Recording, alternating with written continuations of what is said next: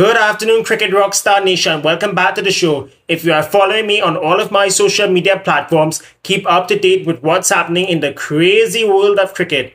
Today, we'll be discussing the fourth match of the 2026 TATA Indian Premier League, which features 2025 runners-up Punjab Kings and the Gujarat Titans, the winners of the 2022 edition, where the home side, the Punjab Kings, have gotten its campaign off to a respectable, excellent start, despite that little middle order collapse to defeat the Titans by 3 wickets today in Mullanpur, Chandigarh.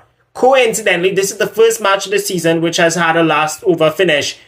Had it wasn't for the pyrotechnics from fast bowler Prashit Krishna in the middle phase that brought the Gujarat Titans back in the game, the Kings would have gotten over the line with ease. Gujarat Titans looked very solid early on, but stumbled to 162 for the loss of 6, which felt about 30-40 runs short on this wicket.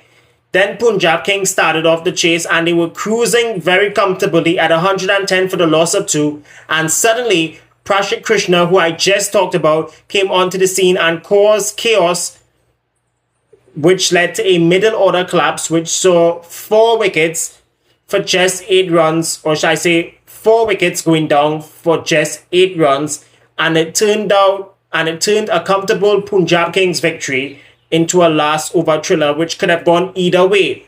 Ultimately, the better balanced side won on the day, but both teams showed some serious middle order nerves that need serious addressing before the next matches, respectively.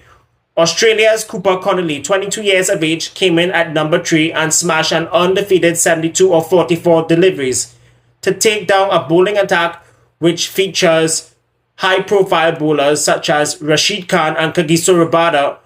On your first ever night as a Punjab Kings player was simply outstanding.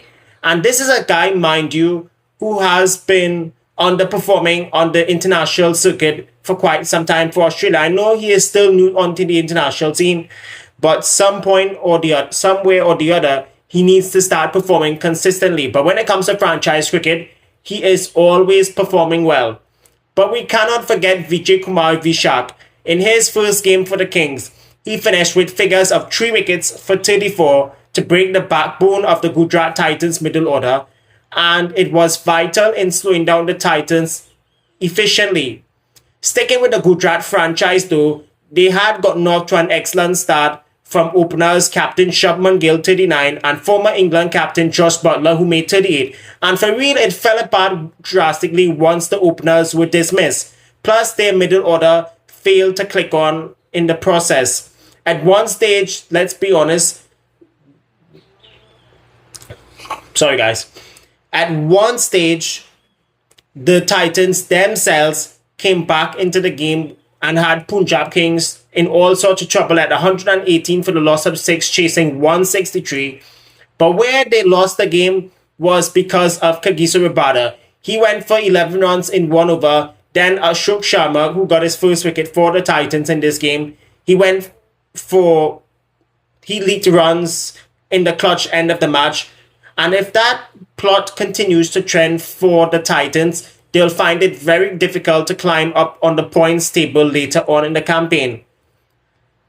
Now that Punjab is on the board and Gujarat, along with 3 other sides, yet to get off the mark, this moves my attention from match 4 to match number 5. Match number 5 tomorrow sees Lucknow Super Giants in action for the first time this season alongside the Delhi Capitals, as both sides will be facing off at the Ikana Stadium in Lucknow. If you're looking at the rosters of both teams, your head might be spinning a little bit, as this match basically has a lot of spice. We have Rishabh Pant leading Lucknow Super Giants once more, just like last year, against his former team, while Rahul, the man who was the face of the Lucknow franchise before leaving in the 2024 season a couple of years ago, will be donning the Delhi colours for the second straight season in a row as captain. Historically, the Ikana pitch is a bit of a grind. One day it's slow and it grips. Next game, it's an absolute flat decker, which does see over 220, 230 runs being scored. Sometimes you get 160, 170, but at times it can feel like 230 240, even more if that has to be the case, if the batters click on very early on. Both teams have revamped their bowling strategies to match these conditions. The Super Giants have brought in Indian veteran fast bowler Mohammad Shami, who has been out of the Indian side for more than a year now. And mind you, Shami himself has represented the Gujarat Titans Sunrisers Hyderabad in the past. As for the Capitals, they'll be without Mitchell Starc for mainly the first half of the season as he continues to recover from a shoulder and elbow injury, which he had sustained during the Australian home season, where he was absolutely detrimental in guiding Australia to retaining the Ashes at home against England not too long ago, a few months back. It's a battle of who can adapt to the slow and steady pace of the Lucknow wicket. First of all, the Super Giants once again will have the firepower in Nicholas Puran, Mitchell Marsh and Adam Markram in the same top four. As for their seam attack, they'll be extremely pleased to have Mayank Yadav back in the setup. And also, as I just mentioned a little while ago, Mohammad Shami joining the Giants this season. The Delhi Capitals do have a couple of red flags that they need to fix very quickly. Their batting department looks very solid with KL Rahul and Tristan Stubbs in the middle. But the spin department, that is where things can get very dicey. If Kuldeep Yadav doesn't have a perfect night with the ball with his left arm wrist spinners, can the rest of the attack contain Lucknow Super Giants power hitters on a track which is normally suited in helping the spinners? Remember, as I just mentioned before, there's no Starc for the first half of the season, so somebody else need to buck up and perform for the Capitals. Also, let's be real, the pressure is also on Rishabh Pant leading the Super Giants. You know why?